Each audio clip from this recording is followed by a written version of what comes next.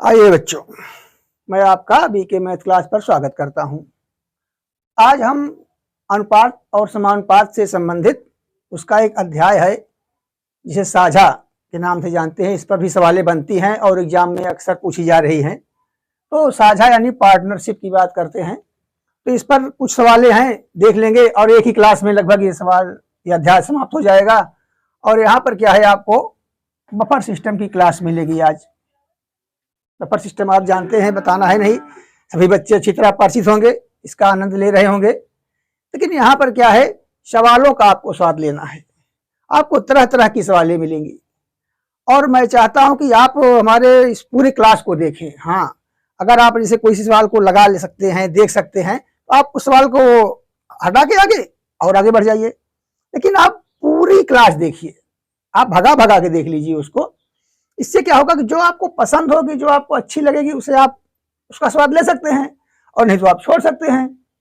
लेकिन ऐसा है नहीं, यहाँ पर जितने भी व्यंजन मैं आपको दूंगा एक से बढ़कर एक होंगे और सब अलग प्रकार के होंगे। ठीक, तो बातों में ज्यादा समय न व्यक्त करते हुए हम आज साझा पर आते हैं। साझा क्या है? ठीक, चलिए। अब जैसे कि साझा नाम से ही ये क्लियर हो जा रहा है कि ये साझा क्या है। ठीक, तो दो व्यक्तियों द्वारा अगर कोई व्यापार किया जाता है, ठीक, और व्यापार में क्या करते हैं, दो या दो से अधिक व्यक्ति, ठीक, इनके द्वारा व्यापार किया जाता है। तो क्या करते हैं ये लोग, इसमें अलग अलग पूंजी का निवेश करते हैं। ठीक, पूंजी इनकी अलग अलग होती है। और क्या होता है, इनका समय, और जो पूंजी और समय और व्यापार होगा ही, तो यहां पर एक मेन चीज होता है क्या, लाभ। और जब लाभ होगा तो लाभ का भी बंटवारा भी होगा। ठीक, तो इसी से संबंधित हमें सवालें पूछनी है। अच्छा, इसमें एक होता है सामान्य साझा, एक होता है जटिल साझा। इसके दो भाग आप कर सकते हैं, एक करेंगे यहां पर सामान्य और एक करेंगे जटिल। अब सामान्य में लगभग क्या होता है कि एक निश्चित पूंजी एक निश्चित समय के लिए दोनों लगाते हैं। और जटिलता तब आ जाती है जब दोनों अलग अलग पूंजी लगाएं या अलग अलग समय तक व्यापार करें, तो इसमें थोड़ा जटिलता आ जाती है। तो और कोई इसका विशेष ऐसी परिभाषा और सूत्र नहीं है कि मैं आपको बताऊं। ये बहुत पुरानी परंपरा रही है साझा की, आदिकाल से ही चली आ रही है। इसमें आपको इन सब बातों का ध्यान देना है। और क्लास में मैं आपको कुछ ऐसी सवालें लाया हूं कि समझ लीजिए वो आपको जादू की तरह लगेंगी। हालांकि मैं जादू पर विश्वास नहीं करता हूं, आप जानते होंगे, लेकिन अब इतनी सरल तरीके से वो लग जा रही है कि उसे लोग जादू का भी नाम देते हैं, चमत्कार का भी नाम देते हैं। लेकिन हम तो उसे कहेंगे सरल तरीका है बस। और उसके तरीके थोड़ा सा विस्तृत हो सकते हैं, लेकिन मैं जो आपको तरीका बताऊंगा एक ही लाइन में आप लगा लेंगे। इसीलिए मैं कह रहा हूं कि आप क्लास को हमारी पूरी देखिए। आप चाहे उसे बढ़ा बढ़ा के देख लीजिए, क्योंकि आपको अब मैं ऐसे तो है नहीं कि पहले वही देने लगूंगा। तो शुरुआत कर रहे हैं हम साझा से, क्योंकि साझा की क्लास है। तो देखते हैं आज हमारा पहला सवाल क्या है। चलिए बच्चों, तो साझा की ये पहली सवाल है, इसका आप आनंद लेंगे और समझेंगे। यहां से आपको बेसिक बातें शुरू हो जाएगी जानना। और मैं प्रति सवाल में कुछ न कुछ, जैसे समझ लीजिए अभी पहले गियर में आपकी गाड़ी चल रही है, ठीक, जैसे दूसरी सवाल होगी आपको दूसरा गियर, तीसरा गियर, फिर चौथा गियर, उसके बाद फिर आप टॉप गियर में पहुंच जाएंगे।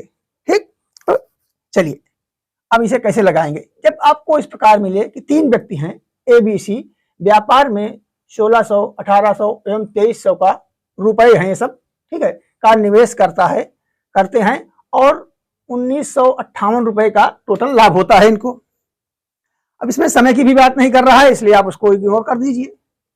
और क्या कह रहा है कि जब लाभ हो गया, इसको किस प्रकार वितरित करेंगे, आपस में कैसे बांटेंगे, कि किसको कितना मिलना चाहिए। तो देखिए कैसे लगाते हैं कि A, B और C। अब A द्वारा 1600 का इन्वेस्ट किया गया, B द्वारा 1800 का और सी द्वारा 2300 का इन्वेस्ट किया गया। अब ये अनुपात की बात कर रहा है, लगभग इसी अनुपात में रेशियो में कर रहे हैं, तो आप इन्हें क्या कर सकते हैं, इस प्रकार से काट सकते हैं। आपको अनुपात क्या मिल गया, 16 अनुपात 18 अनुपात 23। हाँ, ये कह सकते हैं आप कि यहाँ पर तो सीधे सीधे पूंजी थी, आपने इसको अनुपात में कर लिया। ये पूंजी थी और इसे इसका आपने अनुपात प्राप्त कर लिया। इसमें जैसे आप 100 से गुणा करेंगे फिर वही इनका मान प्राप्त हो जाएगा। अनुपात इसीलिए होता है कि हम अपनी गणनाओं को छोटी कर लें, सरल कर लें, आसान कर लें। चलिए अब इनका आप देखेंगे तो अनुपातिक योग क्या है। इनका इस प्रकार की सवाल लगाने के लिए आपको अनुपातिक योग इनको आप जोड़ सकते हैं। 8 3 11, 11 6 17 के 7 हासिल 1 4 1 5, यानी इनका अनुपातिक योग में क्या मिल गया, 57 मिल गया। अब आप जिसका चाहें उसका आप मान यानी उसके भाग की गणना कर सकते हैं। कैसे, आसानी से बेसिक तरीका लगा रहे हैं आपको रिचार्ज करने के लिए, यानी समझिए रिफ्रेश करने के लिए कि आप थोड़ा गणित के मूड में आ जाइए, क्योंकि ऐसी सी आगे सवालें आएंगी कि उन पर आपको पूरी तरह से अपना कंसंट्रेट सेट करना पड़ेगा। तो चलिए इसको पहले सेट करते हैं। कितना है, ए का भाग कैसे होगा, तो 16/57 और गुणे 1958। ठीक, अच्छा इतनी बात आपको क्लियर हो गई, इतनी बात आपको बताई गई थी।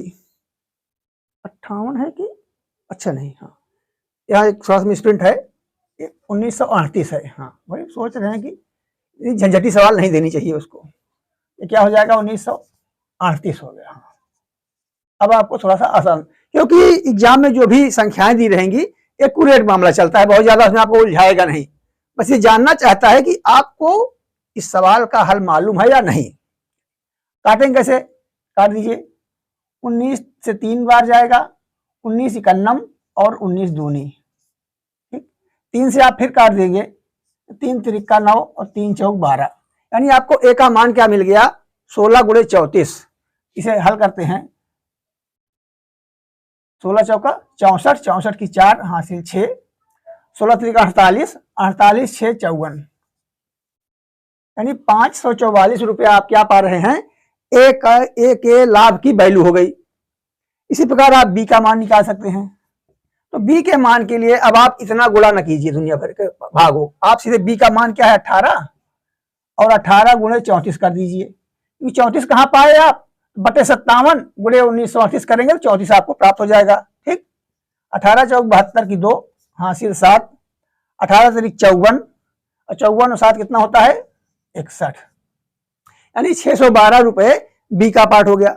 अब आप सी का पार्ट स्वयं ही निकाल सकते हैं, सी का मान आप स्वयं निकाल सकते हैं। ऐसे सी के निकालेंगे, सी बराबर 23 गुणे 34।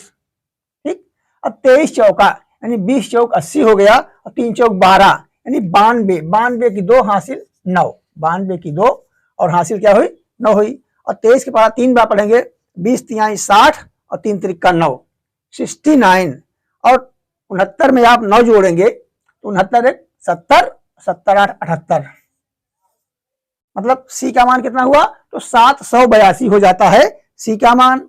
ए का मान 544 और बी का मान 612। क्लियर, तो ये पहली सवाल थी, आसान सवाल थी, और आप धीरे धीरे अब गणित लगाने के मूड में आ गए होंगे। चलिए अब थोड़ा सा सवाल का स्तर मैं बढ़ा देता हूं और अगली सवाल देखते हैं। चलिए बच्चों आइए इस सवाल को देखते हैं। पिछली सवाल से थोड़ा सा एक स्टेप बढ़कर है, और हर सवाल में एक एक स्टेप बढ़ा करके मैं आपको पूरे तरह से परिचित करा दूंगा। चलिए अब इसे कैसे लगाएंगे कि ए बी सी एक व्यवसाय करते हैं, जाहिर सी बात है साझा की सवाल है, व्यवसाय का काम चलना ही है। ए 1200 रुपए 4 माह के लिए, बी 1400 रुपए, ये बी है, बी 1400 रुपए 8 माह के लिए, तथा सी ने 1000 रुपए का इन्वेस्ट किया और कितने दिनों के लिए, 10 माह के लिए किया। यदि लाभ 585 रुपए होता है तो तीनों का लाभ अलग अलग क्या होगा। चलिए ए हो गया, बी हो गया और सी हो गया। तो ए ने क्या किया, 1200 रुपए का इस्तेमाल किया और बी ने क्या किया, 1400 रुपये इन्वेस्ट किए और सी ने 1000 रुपये का इन्वेस्ट किया। अब अगर रुपए तो अलग अलग हैं तो इनके समय भी अलग अलग हो रहे हैं, क्योंकि सवाल का स्तर थोड़ा सा बढ़ गया है। 4 माह के लिए, और ये होता है क्या 8 माह के लिए, और ये करता है 10 माह के लिए। ठीक, तो जब आप गुणा करेंगे तो 12 चौक क्या प्राप्त हो गया इनको, 48, और 14 अट्ठे पहले 0 0, 8 चौक 32 की 2 हासिल 3, 8 का नंबर 8 3 11, 14 अट्ठे 112, और इसका हो जाएगा 10, उसके बाद 3 0। ये तीनों के पूंजी का औसत निकल रहा है लगभग समय के हिसाब से। जब आप समय से इनकी तुलना कर रहे हैं, ये 4 महीने के लिए ही कर रहे हैं, तो 1200 रुपये 4 महीने में लगा रहा है बराबर, तो 4800 हो गया, इनका 11200 हो गया और इनका 10,000 हो गया। अच्छा, ये पूंजी थी। अगर इनका आप औसत प्राप्त करने लगेंगे, आपको यहाँ क्या मिल जाएगा 48, और यहाँ क्या मिल जाएगा 112, और यहाँ क्या मिल जाएगा 100। ठीक, ये इनका औसत होने लगा। आप इन्हें और काट सकते हैं, तो काट दीजिए, 2 से काटेंगे तो हो गया 24, ये हो गया 2 पंचे 2 56, और ये हो गया 50। ठीक, और काट सकते हैं आप इनको, क्या हो जाएगा आपका 12, और 2 दूनी 4, 28 और 25। अब ये नहीं कटेंगे, क्योंकि 12 2 से कट जाएगा, 28 कट जाएगा, लेकिन 25 2 से नहीं कटेगा। तो आपको आखिरी में औसत क्या मिल गया, 12, 28 और 25 का। अब जब आपको औसत मिल गया, इनका आप योग निकालेंगे औसत का। ठीक, औसत का अनुपातिक योग क्या होगा, तो 12 और 28 40 हो गया, 40 20 60 5 65। ठीक, इनका अनुपातिक योग क्या हो गया, 65 हो गया। अब आप ए का हिस्सा निकाल सकते हैं कि ए को कितना लाभ मिलेगा। तो ए को लाभ अगर बता रहा है, ए का पार्ट कितना है 12, तो 12/65 और गुणे 585, ये उसको टोटल लाभ हुआ था। इसमें ए का हिस्सा ही आप पा जाएंगे, प्राप्त कर लेंगे। कैसे, चलिए 5 से काटते हैं, 5 का नम 5 और 5 तिहाई 15, और 5 से इसे काटेंगे, 5 एक बार जाएगा, फिर 5 एक बार जाएगा, और 5 सत्ते 35, 35 बचा ना। ठीक, अब 13 नवैया 117, यानी ए का भाग हो गया 108 रुपया। अब आपको पता भी हो गया कि 585 में 65 का भाग देने पर हमें 9 प्राप्त होता है। तो बी का हिस्सा कैसे निकालेंगे, बी का हिस्सा 28 है, तो आप क्या करेंगे 28/65 गुणे 585, तो सीधा हम 9 से गुणा कर देते हैं। तो 9 8 72 की 2 हासिल 7, 9 दूनी 18, और 18 और 7 क्या होगा 25। ये आपका बी का पार्ट हो गया।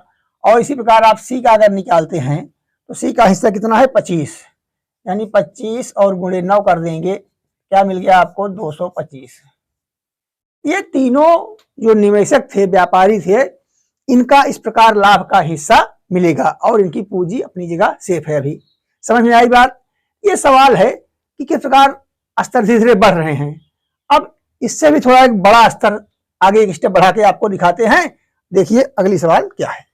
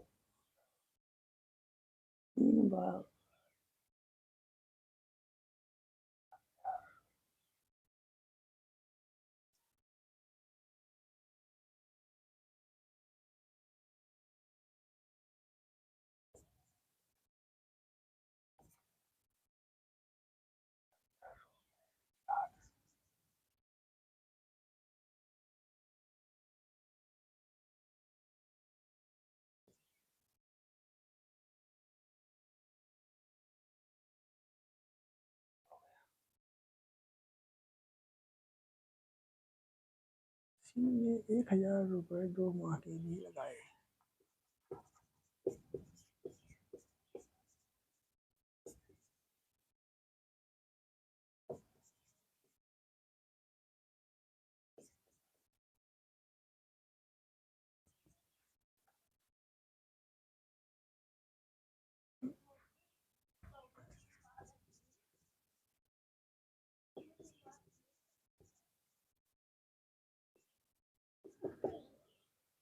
अंत में 5600 रुपये का लाभ हुआ।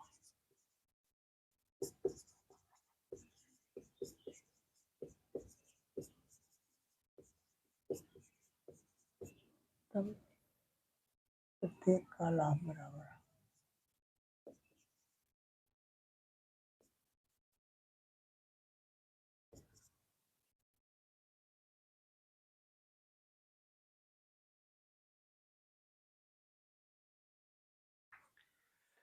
चलिए बच्चों, अब देखते हैं कि इस सवाल में क्या पूछ रहा है और क्या एक स्टेप बढ़ गया है, क्या बढ़ा है इसमें। सवाल तो वैसी लग रही है, क्या है कि यदि ए ने 2000 रुपये से व्यापार प्रारंभ किया, यानी ए बी सी का मामला तो पहले ही मिल रहा है हमें, ए बी और सी ये 3 लोग हैं। ए ने 2000 रुपये से व्यापार प्रारंभ किया। चलिए 3 माह बाद बी 4000 रुपये के साथ इसमें शामिल हो गया, यानी बी की पूंजी कितनी है, 4000 हो गई। तथा सी ने 1000 रुपये, सी ने 1000 रुपये 2 माह के लिए लगाए। अच्छा, इसमें समय का भी इस्तेमाल है। अच्छा, अब ए की क्या हो रहा है, ए के लिए कोई समय नहीं दिया है और वर्ष के अंत की बात कर रहा है, यानी वर्ष माने हो गया 12 महीनों का मतलब चल रहा है। इसका मतलब इसकी पूंजी 12 महीनों तक इस्तेमाल हुई। 3 माह बाद, यानी 12 में से 3 घटा दीजिए तो 9 माह बी के पैसे इन्वेस्ट रहे और सी ने सिर्फ 2 माह के लिए अपनी पूंजी इन्वेस्ट की। इसको, इसकी वैल्यू 2 से हम गुणा कर देंगे। इतनी बात समझ में हो गई। अब इनका पूरा पूंजी का रिस्पांस क्या बन रहा है, ए का बन रहा है 24,000 रुपये, बी का बन रहा है 36,000 रुपये और सी का क्या बनेगा 2,000 रुपये। इतनी बात क्लियर हो गई। अच्छा, अब आप चाहें तो 3 जीरो इसमें है, 3 जीरो इसमें है, इसको काट सकते हैं। इतनी बात समझ में आ गई आपको, इतनी बात समझ में आ गई। चलिए 1000 आया था कि 1000 है, 10,000 है, बहुत छोटी पूंजी बन रही थी, दिक्कत होगी। चलो ऐसे कर दिए, ये क्या हो गया आपको यहाँ पर, ये 20 मिल गया, अब सही है। हाँ, ये कितना लेके आया था, ये 10,000 रुपये लेके आया था, 1000 लेके नहीं आया था। ये 2000 और 4000 और 10,000 लेके आया, 10,000 लेके आया, 2 ही महीने के लिए आया। ठीक, ये हो गया कितना 20,000, इसका 20 और अनुपात हो रहा है। अब काट देते हैं इसे, आप 2 से काट सकते हैं इसे। ये हो गया, इसकी अनुपात हो गया 12, इसका हो गया 18 और इसका अनुपात हो गया 2 से काटेंगे तो 10। अभी और कट जा रहा है, इसे 6 अनुपात कर लिए, इसे 9 कर लिए और इसे 5। जितना छोटा हो सके उतना छोटे से छोटा अनुपात कर लेना चाहिए।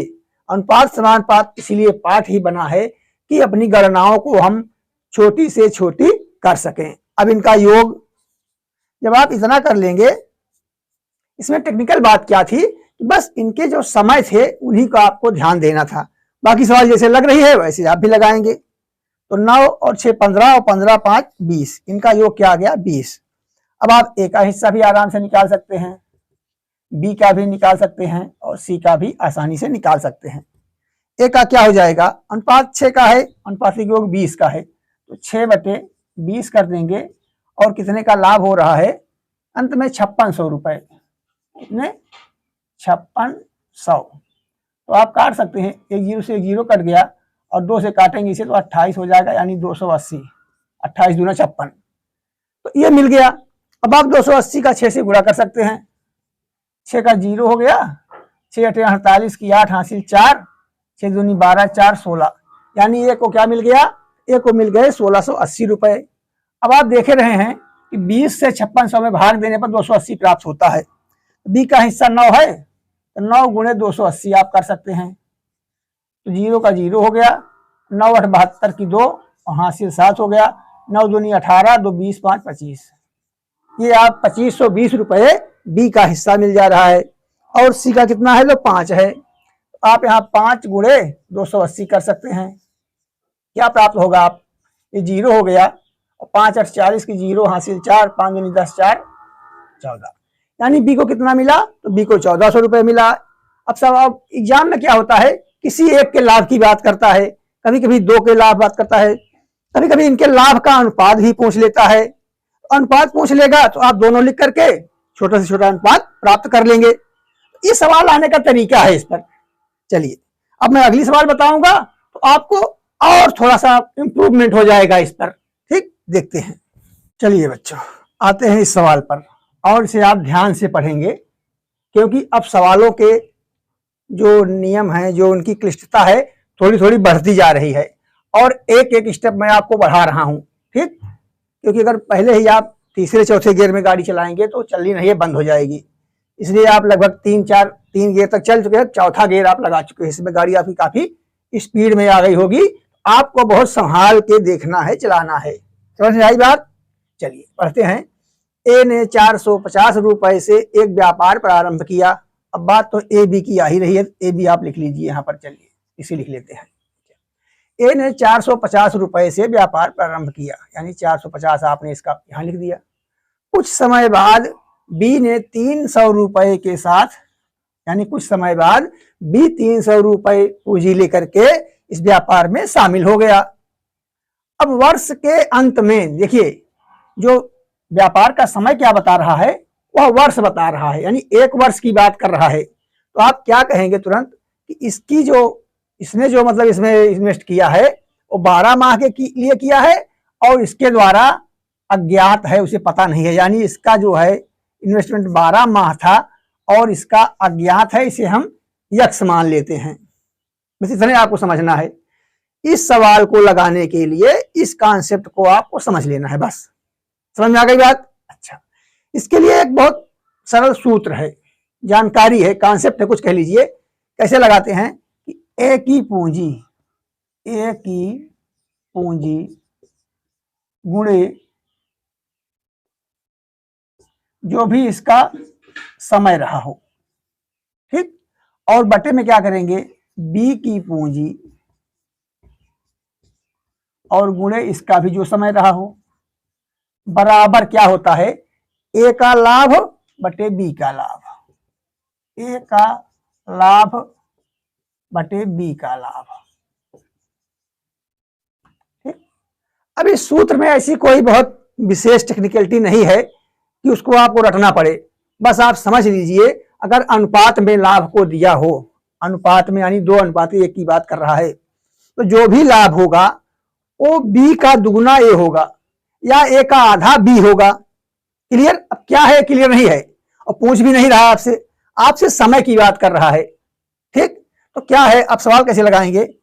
ए की पूंजी क्या है, 450 और समय कितना है, 1 वर्ष का व्यापार है, इसलिए आप 12 मंथ लिखेंगे। ठीक, और बी का अब 300 रुपए है, बी का क्या है, पूंजी कितनी है, 300 है, और व्यापार इसका आपको पता नहीं है कितने समय तक इसने इन्वेस्ट किया था, मतलब समय की गणना आपको करनी है, समय पूछ रहा है।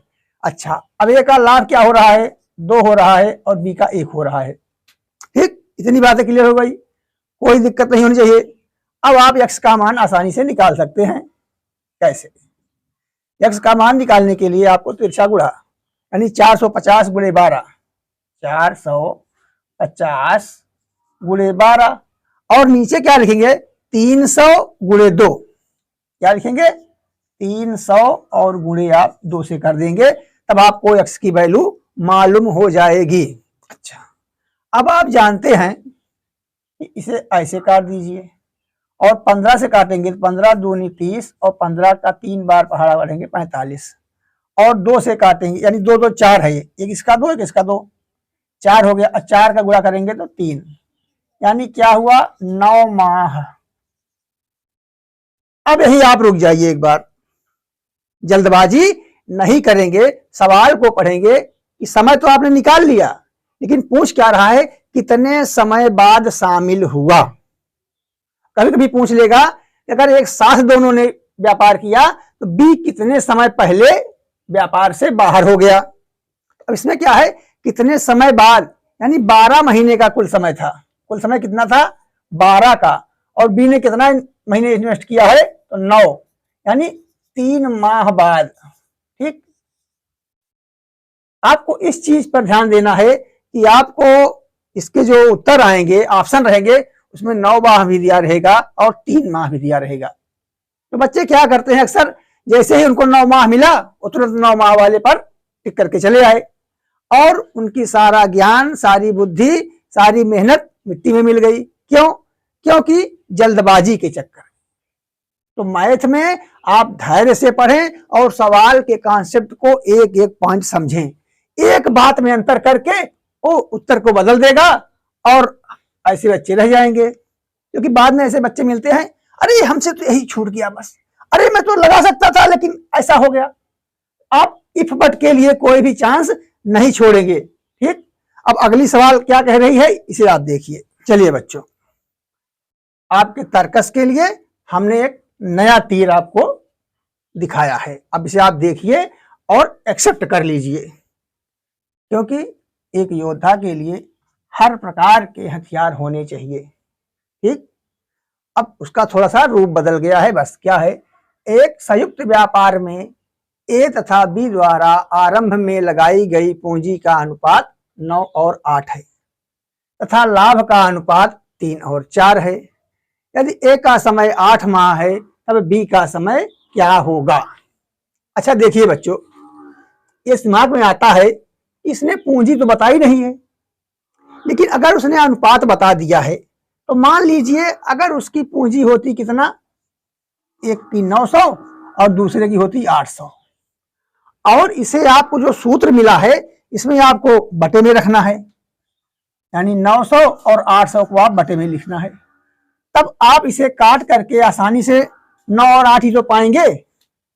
तो कहने का मतलब ये हमारा है कि अगर आपको अनुपात में दे दे तो आप उसे सीधे सीधे पूंजी मान सकते हैं।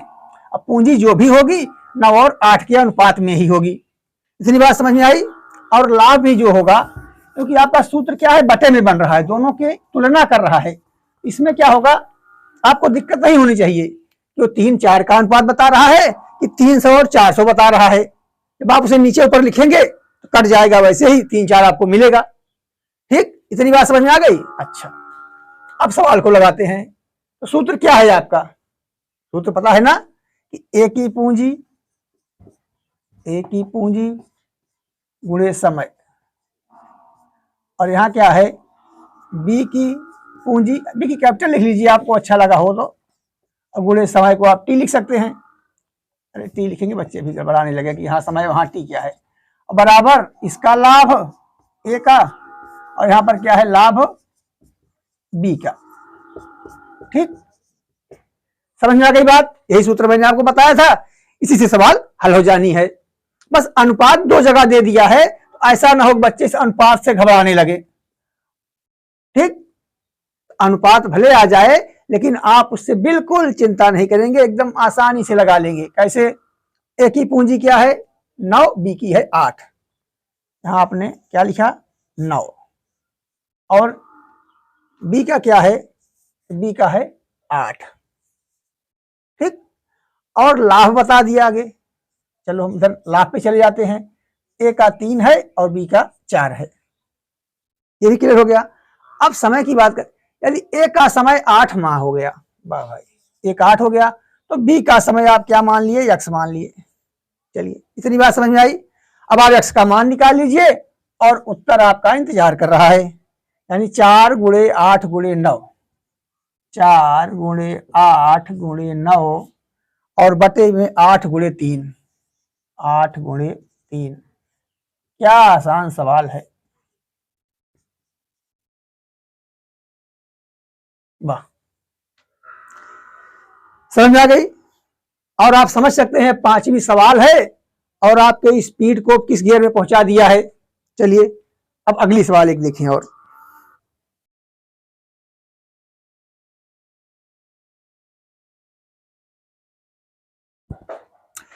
चलिए बच्चों, इस सवाल पर आते हैं। ये क्या है? ये छठी सवाल हो रही है और अब आप गणित के प्रति आपका जो दिमाग है वो पूरी तरह से एक्टिव हो चुका होगा। अब इस सवाल को आप देखते हैं। क्या कह रहा है? एबीसी ने अपनी पूंजी 3, 4 और 6 के अनुपात में निवेश की। ठीक, अनुपात का मतलब समझ गए। अगर वो 3000 तो 4000 तो 6000, 3 लाख, 4 लाख तो 6 लाख, उसको हमने छोटे रूप में इस प्रकार प्राप्त किया है। इतनी बात क्लियर हो गई। चलिए, और क्या कह रहा है? यदि उनके लाभांश समान हो, उनके लाभ क्या हो? समान हो, तब आप बताइए कि कितने समय के लिए किसने पूंजी का अपने प्रयोग किया है। समझ में आई बात? अब इसे कैसे लगाएंगे, कैसे समझेंगे, थोड़ा सा आप ध्यान देंगे।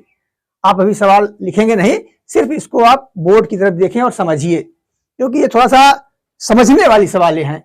अब इतना आप लगा चुके हैं पूंजी और अनुपात की सवालें कि इस सवाल को आप आसानी से समझ सकेंगे। चलिए, ए यहां लिखेंगे, बी और यहां लिखेंगे सी।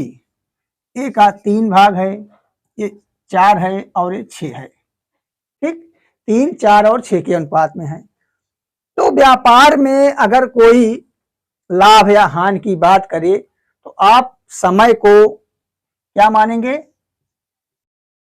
समय बराबर 1 वर्ष या 12 माह।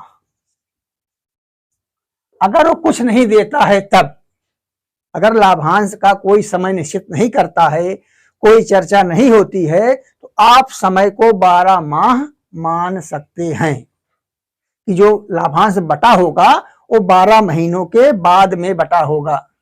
अब किसने कितने माह के लिए पूंजी लगाई, क्या किया, इसकी आप गणना करेंगे। तो इसी बात को बताने के लिए हमने इस प्रकार की एक सवाल इस्तेमाल की, बच्चों को इसका भी स्वाद चखाया जाए, बताया जाए। चलिए, अब बता रहा है कि इनका समय निश्चित नहीं है किसी का, लेकिन इनका लाभ क्या हो रहा है? 1% इनका, 1% इनका, तो 1% इनका, यानी ये क्या है? इनकी पूंजी है, यानी कैपिटल। और ये क्या है? इनका लाभ है। यानी अगर इसे 100 का लाभ तो इसे भी 100 का लाभ, तो इसे भी 100 का लाभ, इसे 1000 का, इसे 500 का, 10,000 का लाभ, तो तीनों को बराबर लाभ हो रहे हैं। तीनों का अनुपात 1:1 ही है। अच्छा, अब क्या है? समान लाभ के लिए क्या करेंगे आप? समान लाभ के लिए क्या करेंगे? सोचिए, पूंजी व समय का गुणनफल भी समान होना चाहिए। सोचिए, जैसे यह पूंजी 3000 है, 3 है, और समय कितना है? अब तो आप समय कितना है देखिए, इसको मान रहे हैं, मतलब ठीक है। तो पूंजी और समय, पूंजी और समय, इसका गुणनफल ये इसके बराबर आता है। अभी आप लाभ निकालते हैं, अगर दो लोगों की तुलना करनी होगी तो कैसे करते हैं आप? उसकी पूंजी और गुणे उसका समय, वही उसके लाभ को निश्चित करता है।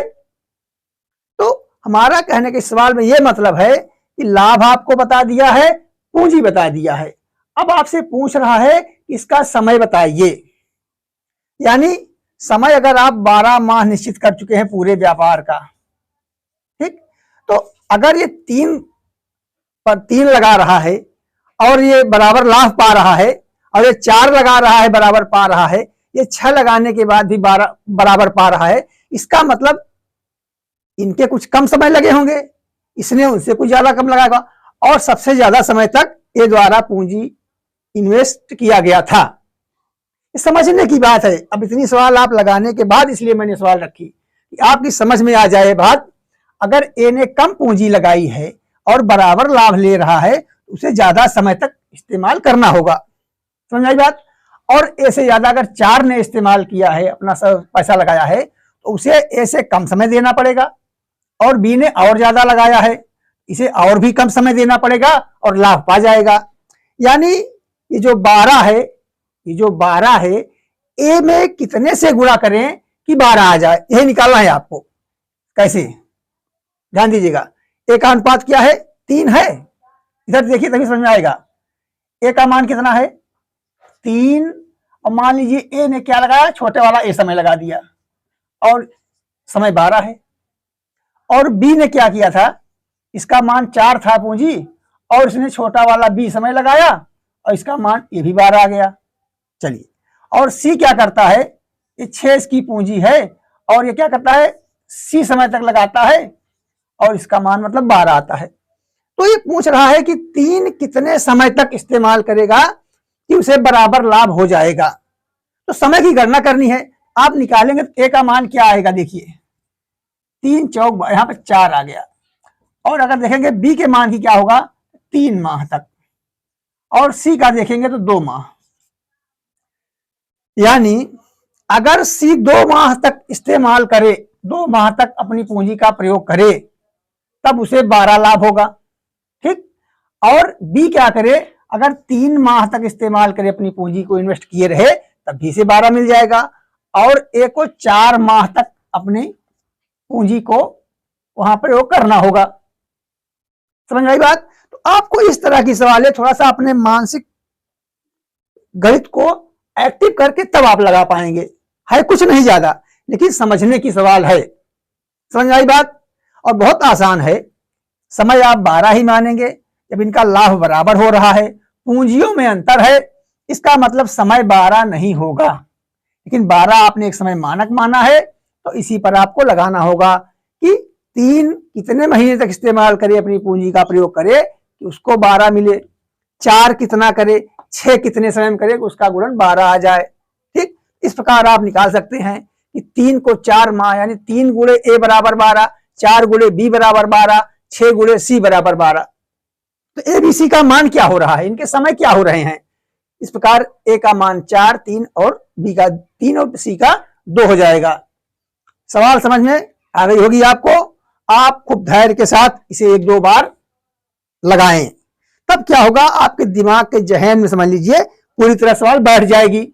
और आगे भी देना इतना है, इसे अनुपात बदल सकता है, अनुपात बदल सकता है और कह देगा कि उनके लाभांश 6:6 में थे, मतलब समान अनुपात की बात करे या 1:1:1 लिख दे अनुपात, तब भी आप समझिएगा कि समान की बात कर रहा है। चाहे 6 कर दे तभी आपको 1:1 मिल जाएगा।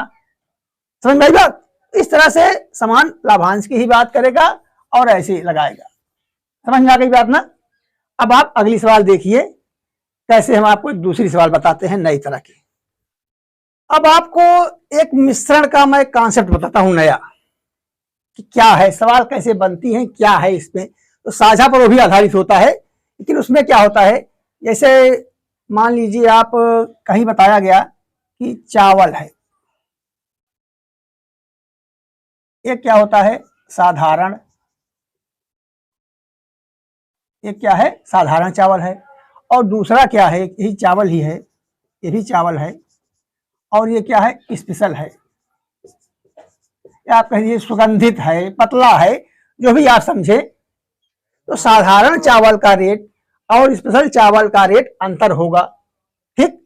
तो मान लीजिए इनको हम क्या मानते हैं, थोड़ी देर के लिए आपको समझने के लिए, कि इस चावल का मूल्य कितना है 20 रुपए, और जो आपका स्पेशल चावल हो रहा है इसका मूल्य क्या है, इसे आप थोड़ा बढ़ा लीजिए, यानी इसका मूल्य क्या है 35 रुपए।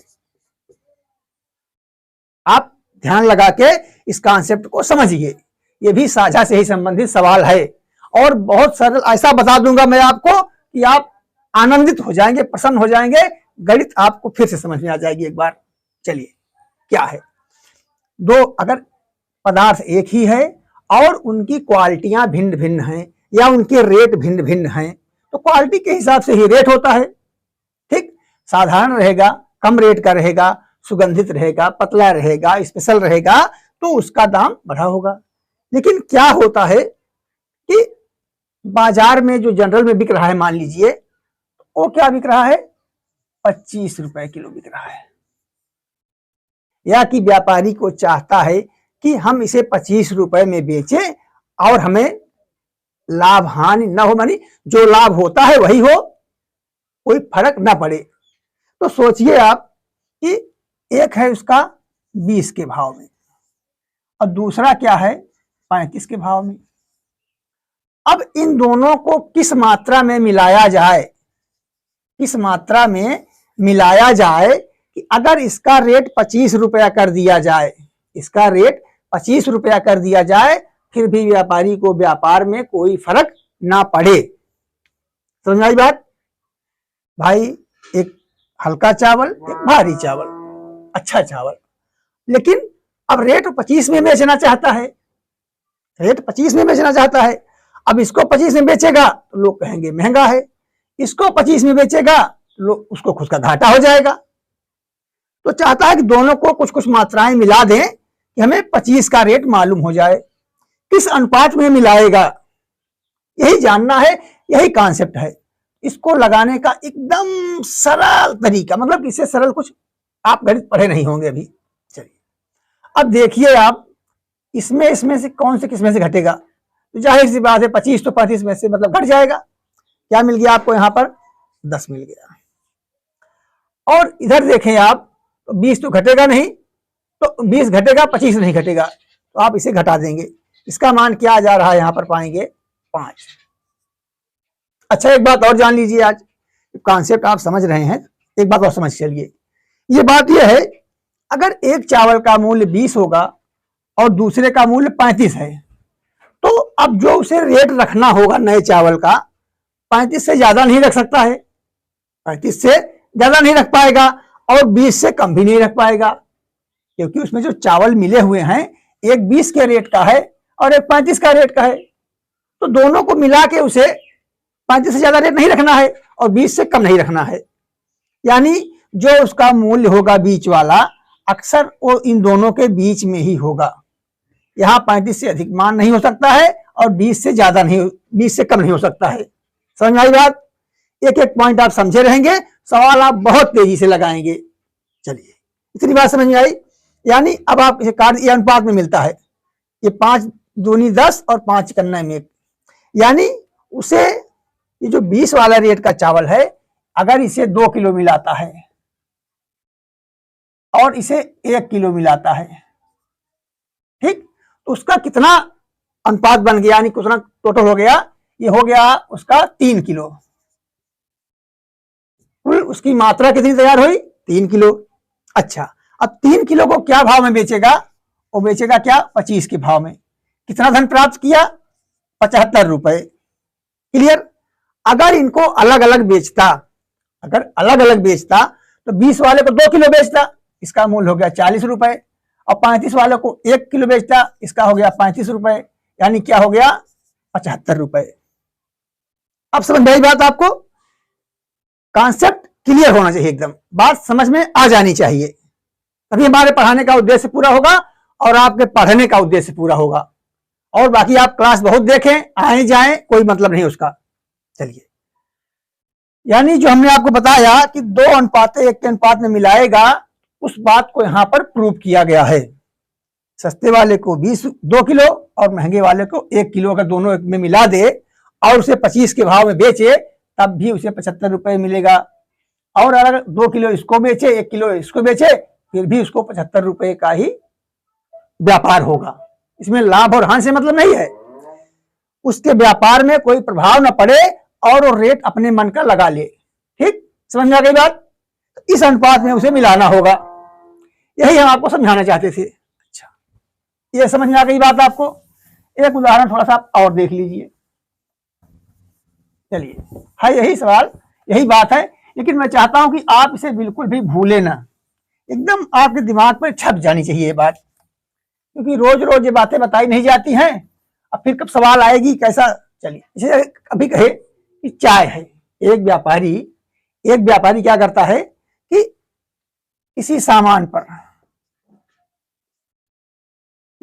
की उसके पास 2 क्वालिटियां हैं, ठीक, और एक पर क्या चाहता है वो, इसके ए मान लीजिए, इसे बी मान लीजिए, इस पर 10% लाभ लेता है, एक पर 10% का लाभ हो रहा है और दूसरे पे क्या है, 17% का लाभ हो रहा है। समझ आई बात? अगर उसने सारा दिन, सारे हफ्ते, सारे महीने कुछ गणना किया तो उसको क्या मिलता है? कुल 12% का लाभ मिला टोटल, इसको भी बेचने पर, इसको भी बेचने पर। वो जानना चाहता है कि हमने ए वाला जो सामान था इसे कितना बेचा और बी वाले को कितना बेचा। समझ में आई बात? तो और उसे टोटल लाभ देख रहा है तो 12% हो रहा है, समझ आई बात? दो सामान है उसके पास, तो दो सामानों की बिक्री में एक पर उसे बराबर 10% का लाभ मिल रहा है जब बेच रहा है, बेचा 10%, बेचा 10%, और दूसरा सामान जब बेच रहा है उसे मिल रहा है कितना, 17%, 17%, 17% मिल रहा है बार बार। और अब वो गिनती तो कर नहीं रहा है कितना सामान ये बिका, कितना सामान वो बिका, लेकिन जब बाद में उसने अपने पैसों का हिसाब लगाया तो उसे उसमें 12% का लाभ मिला। ठीक, अब वह जानना चाहता है कि ए कितना बिका और बी कितना बिका। चलिए बिल्कुल आसानी से आप लगाएंगे, बस इस प्रकार आप क्रॉस बना लेंगे। अब आप देखें कि 12 में से 10 अगर चला गया तो क्या मिला, तो, और 17 में से 12 गया तो क्या मिला, 5। यही 5 और 2 जो आपको मिला है यही इनके बिकने का अनुपात है। यानी जिस पर उसे 10% का लाभ होता था वह वस्तु अगर 5 बिकती है तो 17% लाभ वाली वस्तु 2 ही बिकती है, तब उसे दोनों का मिला के लाभ क्या हो रहा है, 12% हो रहा है। समझ में आई बात? क्लियर हो गया कॉन्सेप्ट? कोई दिक्कत नहीं होनी चाहिए आपको, फिर से समझा दें। अच्छा, ए पर 10% का लाभ होता है, बी पर 17% का लाभ होता है। अब वो सामान बेच रहा है, ये भी बिक रहा है, वो भी बिक रहा है, और बाद में उसने जब अपने पैसों की गणना की तो उसे 12% का लाभ मिला। कितना मिला, 12% का लाभ मिला। तो जानना चाहता है वो कि हमने इसे कितना बेचा, 10% लाभ वाले को, और 17% लाभ वाले को कितना बेचा, किस अनुपात में दोनों को बेचा। तो उसके लिए यही सूत्र है कि आप यहां पर ऐसे 12 लिख करके जो जिसमें से घट जाए, और क्या होगा, लाभ कभी इस प्रकार नहीं देगा कि 9% दे दे या 18% दे दे। जो भी उसको लाभ होगा या तो 17% के अंदर होगा या तो 10%, 17 और 10 के बीच में ही होना है। अब वो 12 हो जाए, 11 हो जाए, 16 हो जाए तभी चलेगा, लेकिन 10 से कम यानी 9 नहीं हो सकता है, और 17 से ज्यादा भी नहीं हो सकता है। ठीक, आप देखेंगे सवालों में इसका मान कम ही मिलना है। इतनी बात समझ में आ गई, कोई दिक्कत नहीं होनी चाहिए। चलिए अब एक सवाल पर आते हैं, कैसे सवालें लगेंगी। चलिए बच्चों, आपने कॉन्सेप्ट देखा, समझ में आ गया आपके। अब उस पर आधारित सवालें कैसे बनती हैं इसे आप देखेंगे। क्या कह रहा है, एक मिश्रण में, यानी आपको क्या है, एक मिश्रण है यहां पर और एक मिश्रण है यहां पर, दोनों मिश्रण है। एक मिश्रण में 25% दूध है, कितना है, 25% ऐसे भरा हुआ है, ठीक है, और दूसरे में 30% दूध है। बस इससे नहीं मतलब है कि इसमें कितना दूध है, कितना पानी है, नहीं है, लेकिन 25% दूध इसमें है, 30% दूध उसमें है। ये क्या है, एक मिश्रण है दूध और पानी का, यानी यहाँ पर 25% दूध है और 75% पानी है। दूसरे में 30% दूध है और 70% पानी है, यानी दूध और पानी का ये मिश्रण है। समझ में आ गई बात? अच्छा, क्योंकि सवाल जो भी पूछे वो आपको पूरा समझ में तुरंत आनी चाहिए, समझ में आनी चाहिए, तभी आप सही उत्तर दे पाएंगे। अच्छा, अब क्या कह रहा है, इतना है, एक बर्तन में, चलो इसको पहले लिखते हैं कि इसमें एक में क्या है, 25% है। आप 25 लिख लेंगे फिर भी सवाल हल हो जाएगी, और आपको 10 सेकंड लगेंगे सवाल हल करने में, सिर्फ 10 सेकंड लगेंगे, आप समझ लीजिए बस।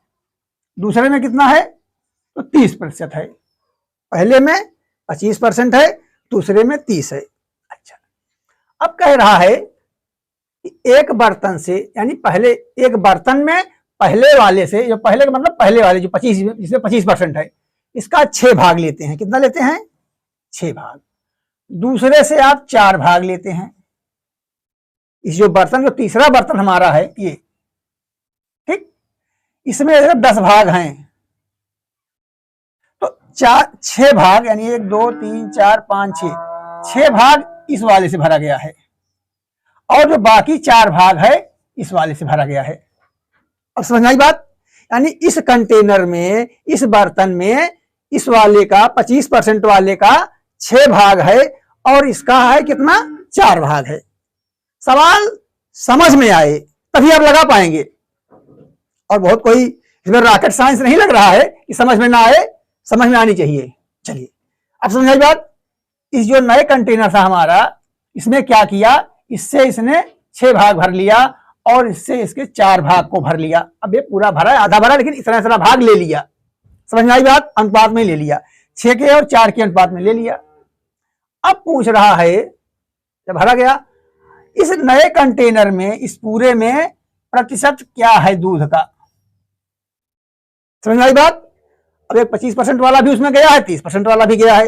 कितना गया है इसे आप देख रहे हैं। अब कैसे निकालेंगे इस सवाल को? तो मैंने जो आपको कॉन्सेप्ट बताया है उसे आप ध्यान से समझिएगा, फिर याद कर लीजिए। इसे पहले काट सकते हैं आप 6 को, ये 3 हो जाएगा और यहाँ 2 हो जाएगा।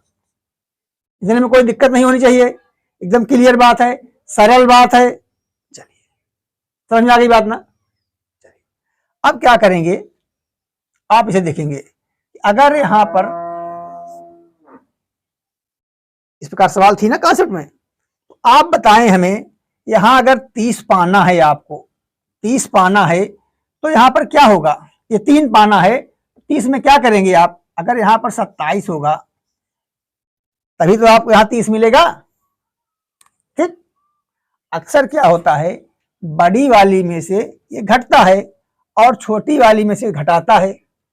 और इधर देखें अगर आप इसका संबंध, तो 27 में जैसे यहाँ 25 घटाएंगे आपको 2 मिल जाएगा, और यहाँ क्या हुआ, 30 में अगर 27 घटाएंगे 3 मिल गया। यानी 27 होना यहाँ बिल्कुल अनिवार्य है। समझ आई बात? और बहुत बेसिक बात है कि 30 में क्या घटा दें कि 3 मिल जाए। 30 में क्या घटा दें कि 30 मिल जाए, और 27 में 25 में 25 किससे घटाएं कि 2 मिल जाए। इसी प्रकार तो आप करते थे। तो सवाल समझ में आनी चाहिए, और इससे सरल तरीका कोई इसका हो नहीं सकता है। यानी इसमें दूध की मात्रा कितनी हो गई? तो 27% हो गई। बस सवाल समझ में आनी चाहिए। उत्तर आप लगाएंगे 10 सेकंड के अंदर। अगर आपको सवाल समझ में आ गई और तरीका आपके दिमाग में क्लिक कर गया, आप मेहनत कर रहे हैं, तो यह सवाल बिल्कुल मुश्किल नहीं है और आप देखते ही लगा देंगे। और बिना कागज पेन के, इसको ध्यान रखिएगा। क्लियर हो गया? अगली सवाल देखिए और समझ में आ जाएगा। चलिए बच्चों, पिछली सवाल आपने जो देखा वो काफी सरल थी और उसे आप आसानी से लगा भी सकते थे, लेकिन जैसे ही आप दूसरी सवाल पर पहुंचेंगे, अब आपको ऑप्शन जो मिल रहा है थोड़ा सा डिफिकल्ट मिल रहा है। इस सवाल को अगर उस प्रकार से लगाएंगे तो आपको दिक्कत होगी, सही उत्तर आने में परेशानी होगी। तो आप याद रखिए, आप क्या याद रखेंगे कि कैसे इसे लगाना है। ए का परसेंट कितना है? 15, और बी का कितना है? 20। ठीक, अब अगर जो भी भाग आएगा इसका नए कंटेनर में, अगर इसका 4 भाग आ रहा है और इसका कितना आ रहा है? 11 भाग आ रहा है, तो आपको क्या मिल जा रहा है? 15 चौके 60 पर और 11 दूनी 22, यानी 220।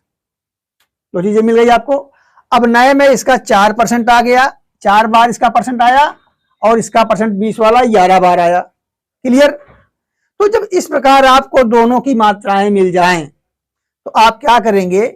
इन दोनों का अनुपातिक, मतलब मान का योग, मात्राओं का योग और इनका अनुपातिक योग। अनुपातिक योग क्या होगा? 4 और 11 का, 11 4 15, अरे 16 लिखवा के,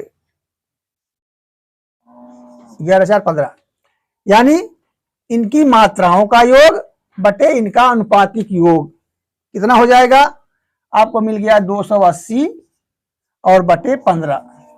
5 से काट देंगे, 5 पचम 25 और 5 छंग 30 और 5 तिहाई 15। बात 3 से इसे करेंगे, 3 इकन्नम 3, 26 हो गया, 3 8 24, 24 और 2 26 और बटे 3। एक सवाल को लगाने में आपको 15 से सेकंड 20 नहीं लगेंगे, बशर्ते आपको आइडिया होनी चाहिए सवाल कैसे लगेगी। एक आप पिछले तरीके को देख लिए, अगर बिना भिन्न वाले, बिना दशमलव वाली संख्याएं हैं तब आप उसका प्रयोग करेंगे, लेकिन अगर आपका उत्तर ऑप्शन दशमलव में आए या भिन्न में आए तब आप उसको नहीं प्रयोग करेंगे। उसको करेंगे तो आप परेशान हो जाएंगे और पूरा एक पन्ने का डेरिवेशन करने लगेंगे। तो वहां पर आपको मैं जो तरीका बता रहा हूं, बिल्कुल सरल, साधारण, आसान, जल्दी और तेजी से जो आपको रखे सबसे आगे सबसे तेज। समझ गए? तो इस सवाल को आप इस नियम से लगाएंगे यदि आपको ऑप्शन इस तरह के मिले तब, दशमलव में खास करके या इस प्रकार की भिन्नों में। और अगर सरल होगा ऑप्शन उनका तब आप पिछला तरीका लगाएंगे, तुरंत सवाल लगेगी। चलिए अगली सवाल देखते हैं। इस सवाल में आप देखें कि कैसे पूछ रहा है और क्या आपको बताना है, कैसे आप इसे बहुत आसानी से लगा सकते हैं। क्या कह रहा है कि 45 किलो चाय की बिक्री पर एक व्यापारी को 4% तथा 9% का लाभ होता है या प्राप्त करता है। अच्छा, यदि पूरी बिक्री पर उसे 7% का लाभ हो, पूरी बिक्री पर उसे 7% का लाभ हुआ हो, तो इन दोनों की अलग अलग मात्रा आप बताइए।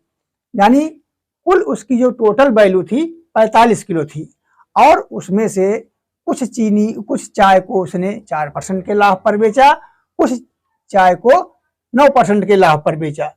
और पूरे व्यापार में यानी 45 किलो की बिक्री के बाद उसे जब देखा तो पैसे की गणना करने पर उसे 7% का लाभ होता है।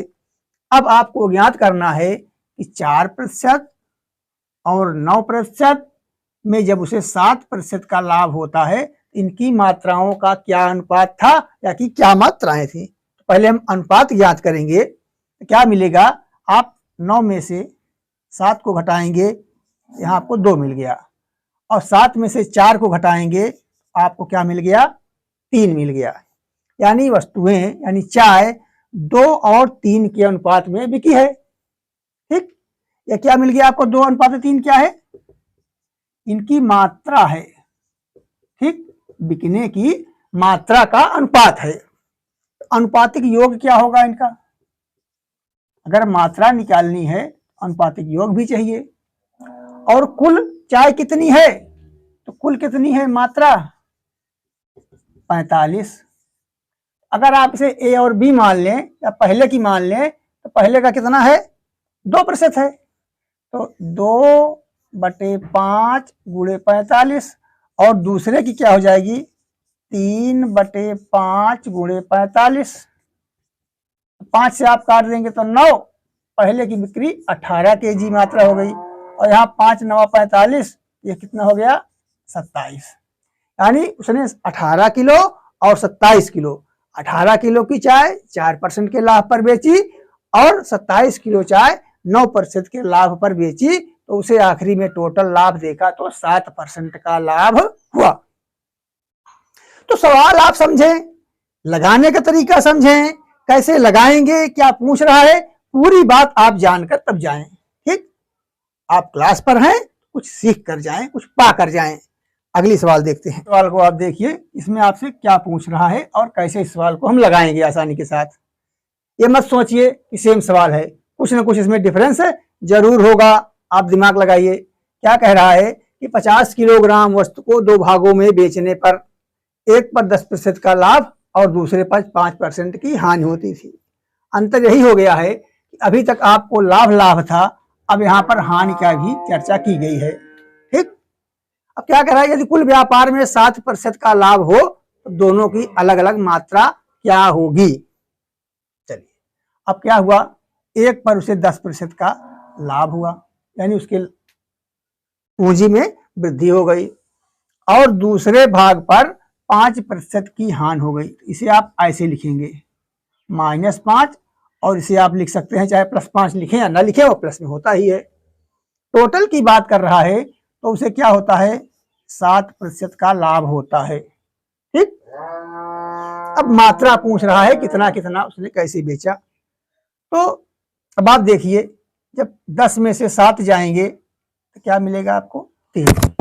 ठीक, ये बड़ी संख्या हो रही है, ये छोटी हो रही है। अब आपको इसे हल कैसे करना है, 7 माइनस -5, 7 माइनस -5 क्या मिलेगा आपको 12। जैसे आपने बड़ी में से छोटी को घटाया तो क्या लिखा आपने 10 - 7, 10 - 7 आपको मिल गया 3। इसी प्रकार इसमें ये बड़ी संख्या हो रही है, बड़ी संख्या है 7, और माइनस में से -5 घटाएंगे आपको क्या मिल जाएगा 12। समझ में आ गई बात। तो एक एक पॉइंट आपको समझ में आने वाली बात जरूरी है। चलिए और इसका आप थोड़ा सा काट लीजिए, 3 कन्नम 3 और 3 चौक 12, यानी 4 और 1 के अनुपात में आपको मिल गया है। ठीक, इनका अनुपातिक योग क्या हो रहा है, 5 हो रहा है। अगर दोनों आपको क्या मिला, 4:1 और इनका योग क्या है 5, तो 50 किलोग्राम कुल मात्रा थी। आप दोनों की वैल्यू निकाल सकते हैं। दोनों की वैल्यू कैसे निकलेगी, यानी पहले की 4/5 गुणे 50, तो 5 दहम्मा 50, तो क्या हो गया है 40 kg। अगर एक की वैल्यू 40 हो गई तो दूसरा 10 किलो होगा ही, क्योंकि पूरी मात्रा क्या है 50 kg है। तो यानी अगर उसने 5% जो 10% लाभ पर बेचा, जो 10% लाभ पर वस्तु बेची, उसका वजन, उसकी मात्रा 40 kg हो रही है, तो दूसरे की 10 kg ही होगी। समझ में आ गई बात। और कुछ प्रकार की सवालें आप देख कर जाइए। चलिए बच्चों, अब आप एक नई सवाल देखिए।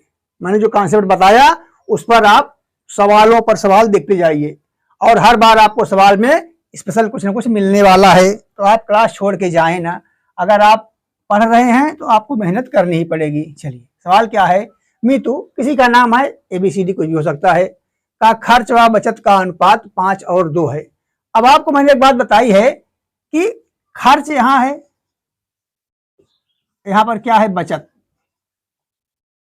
अगर खर्च और बचत को आप जोड़ देंगे तो आपको क्या मिल जाएगी, आय। ठीक, आय में से जो खर्च कर दिया वो खर्च है, जो बच गया वो बचत है। इतनी बात क्लियर है। अच्छा, अब कह रहा है कि मीतू का खर्च व बचत का अनुपात 5 और 2 है। आय में 12% की वृद्धि होने पर खर्च 14% बढ़ता है, तब बचत में वृद्धि की बात कर रहा है।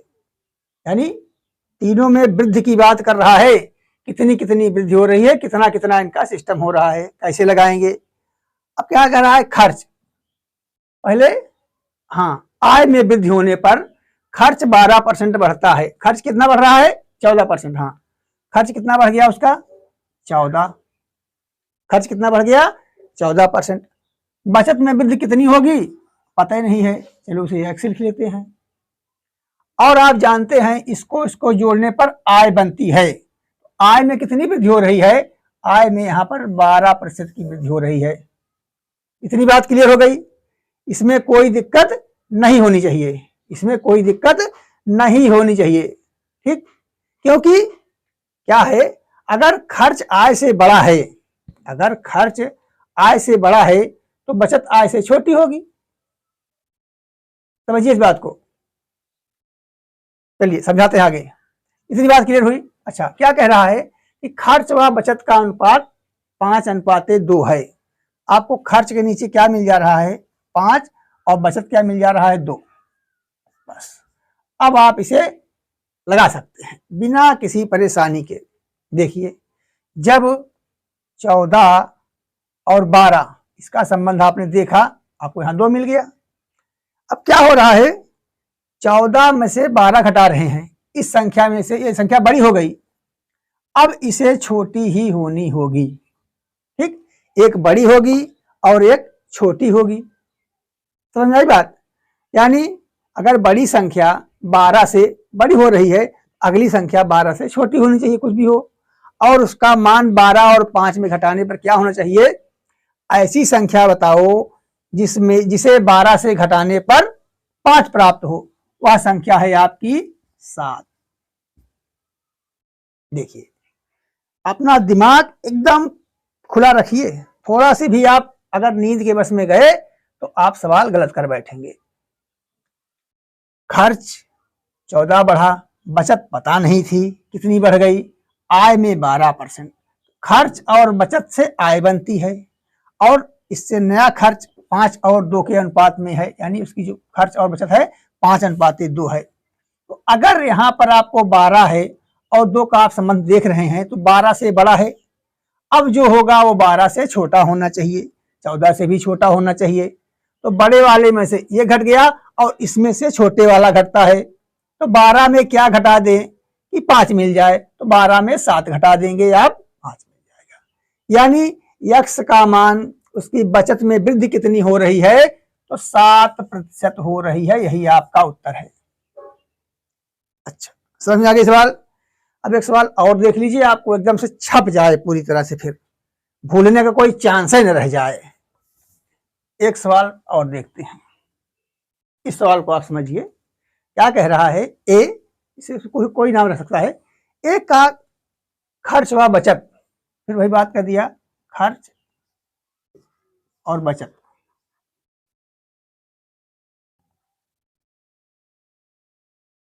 खर्च और बचत किस अनुपात में है, तो 5:3 में है। खर्च 5 है और बचत उसकी 3 है। और क्या बता रहा है, यदि आय में 15% की वृद्धि हो जाए, यहाँ इसे क्यों लिखे, क्या कह रहा है, इतना है, यदि आय में 15% वृद्धि हो जाए तब खर्च 9% बढ़ जाता है। बढ़ने की बात कर रहा है सबकी ना, 9% यहाँ बढ़ रहा है। बचत की वृद्धि पता नहीं है, आय में वृद्धि 15% है, यानी सब परसेंट में बात है, सब बढ़ने की बात हो रही है। तो इससे क्या परिणाम निकलता है कि खर्च व बचत का अनुपात 5 और 3 के अनुपात में है। ये हुआ। अब आपको यहाँ पर x का मान निकालना है। ठीक, कैसे? अब आप देख रहे हैं कि अगर 15 में से 9 घटाएंगे तब तो आपको 3 प्राप्त नहीं हो रहा है, इनका संबंध ही नहीं बन रहा है। लेकिन ये क्या है, अनुपात है। आप अगर अनुपात को छोटा कर सकते हैं तो इसको आवश्यकता पड़ने पर बड़ा भी कर सकते हैं। यानी आप इसे लिख सकते हैं 10 और इसे लिख सकते हैं 6। कैसे? यहाँ पर आपने 2 से गुणा किया और यहाँ भी आपने 2 से गुणा किया। क्लियर? अब आप देखिए, तो आपका संबंध 15 का ये 6 से बन जा रहा है। ठीक, 15 में से 9 गए तो 6। अब किसमें से 15 जाए तो 10। एक बार इसने इसको घटा दिया तो यहाँ 6 मिल गया। अब यह किसमें से घट जाए, यानी अगर यह 25 में से घट जाए तो आपको क्या मिल जाएगा, 10 मिल जाएगा। तो x का मान क्या होगा, बचत हो जाएगी आपकी 25%। बस इतना ही सवाल है और इसमें कुछ है नहीं। शर्ते आपको कहीं भी एक भी पॉइंट मिस नहीं करना है। ठीक, अगली सवाल देखिए और आज आप एकदम से यहां से मास्टर बन के जाएंगे। देखते हैं बच्चों, अब एक सवाल आप इसे देखिए, आपके दिमाग को पूरी तरह से रिफ्रेश कर देगी और जो भी आपने आज पढ़ा है इस नियम से आपका तुरंत ताजा हो जाएगा और कभी भुलाए नहीं भूलेगा। क्या है सवाल कि दो वस्तुओं का क्रय मूल्य 15,500 रुपए है। यानी पहली वस्तु है और ये दूसरी वस्तु है। इन दोनों का क्रय मूल्य मिला करके 15,500 रुपए है। पहली पर 23% की हानि, दूसरी पर 27% का लाभ होता है। पूरे व्यापार में न तो लाभ हुआ और न हानि हुई। अब बताइए दोनों का खरीद रेट क्या था। दोनों की लागत अलग अलग आपको बताना है। तो सवाल बहुत सरल है। 23% की हानि हुई है, आपने यहाँ पर 23 लिख दिया जो कि माइनस में हो गया, घाटा हो गया। और जब लाभ हुआ उसको तो आप यहाँ पर लाभ लिख दिए, 27% उसे प्लस हो गया। लेकिन लाभ और हानि यानी दोनों का परिणाम क्या हुआ, वो तो कुछ हुआ ही नहीं, ये हो गया। क्लियर? परिणाम क्या हुआ, शून्य हुआ। व्यापार का परिणाम शून्य हुआ। तो अब बताइए आप इन दोनों की कीमत क्या है। अच्छा, अब जब कीमत आप देखेंगे तो चलिए, अगर आप शून्य में से बड़ा ये है ना, तो 27 में से शून्य घटाएंगे आपको क्या मिलेगा, 27। बड़ी संख्या में से घटा देंगे। और ये क्या है, शून्य से भी छोटा है, -23 हो गया ना। शून्य के बाद -1 -2 शुरू होता है, तो ये -23 है। तो शून्य माइनस -23 यानी इसका मान क्या आ गया, 23। एक एक पॉइंट को समझ के चलिए, ऐसा न हो कि आप यहां पर -23 लिख दे जीरो के चक्कर में, क्योंकि बड़े बड़े बुद्धिमान बच्चे पढ़ रहे हैं हमारे साथ और वो कुछ भी कर सकते हैं, मैं जानता हूं। यहां पर आप कुछ भी नहीं करेंगे, सिर्फ जो गणित के नियम है उन्हीं का प्रयोग करेंगे। चलिए, इसको अगर शून्य में से घटाएंगे तो इसका मान 23 हो जाएगा। अब आपको यह अनुपात मिल गया। अनुपातिक योग क्या हो गया? तो 20 20 40 10 50, यानी इनका अनुपातिक योग क्या है? 50। अनुपातिक योग अगर मालूम है तो आप दोनों का मान निकाल सकते हैं। पहले का मान देखें क्या है? 27, 27/50 गुणे 15,500, काट देंगे 5 तिहाई 15, 91 और 0, यानी 310। ठीक, इसका मान क्या हो जाएगा? गुणा कर लीजिए आप।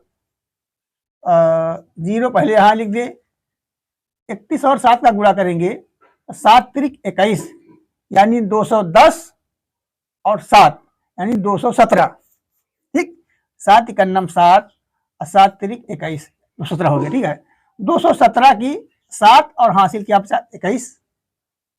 समझिए, आपने 31 गुणे 7 किया, 60 में चलिए हरदम, बहुत ज्यादा आप विस्तार न दें, बस जो भी 60 कर सके अभ्यास के समय आप 60 में काम करें, प्रयास करें। गलत हो जाएगा कोई बात नहीं, सुधार कर लेंगे। चलिए, तो क्या किया आपने? 0 का पहले 0 लिख दिया और 31 गुणा 7 में किया आपने, तो क्या मिला आपको? 217 मिला। कैसे? 7 91 7, 7 त्रिक 21 हुआ। 7 यहां पर लिखा आपने, 21 आपका उसका क्या हो गया? कैरी कर गया आगे, यानी हासिल हो गया। अच्छा, अब 31 गुणे 2, 31 दूना क्या हो जाएगा? 62। तो 62 आप अगर यहां लिख के जोड़ देंगे क्या हो जाएगा? 2 1 3 और 6 2 8, यानी 8,370 रुपए ये पहले वाले की वैल्यू हो गई। अब चाहे आप इसे 15,500 में घटा लीजिए और चाहे उसकी भी वैल्यू निकाल लीजिए, यानी उसका मान क्या है? 23। सेकंड का मान क्या है? 23, और 23/50 गुणे 15,500 करेंगे, इसका मान भी 310 ही आएगा। तो 23 का सिफर में जुड़े के सिफर हो गया। 23 का नाम 23 की 3 हासिल 2 हो गया, और 23 यहाँ 69, और 69 में आप जो जोड़ेंगे तो क्या हो गया? 71, यानी 7,130 हो गया। क्लियर?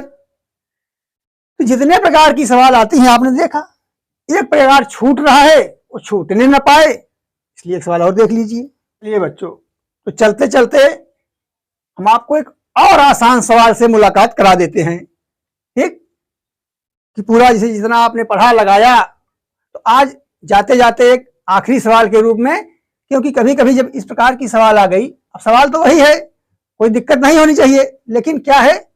अरे सोना चांदी तो मैंने पढ़े नहीं, ये वाली सवाल हमने कभी देखी ही नहीं, गुरु जी ने कभी बताया ही नहीं, तो इन सब बातों से काम नहीं चलेगा, आपको इन्हें हल करना पड़ेगा। क्या है कि सोना पानी से 19 गुना भारी है और तांबा पानी से 9 गुना भारी है। ये एक अनुमान बता रहा है, कोई तथ्य नहीं, सवाल लगानी है। चलिए, दोनों को किस अनुपात में मिलाया जाए कि यह मिश्रण पानी से 15 गुना भारी हो जाए? यानी एक है क्या? 19, और दूसरा क्या है?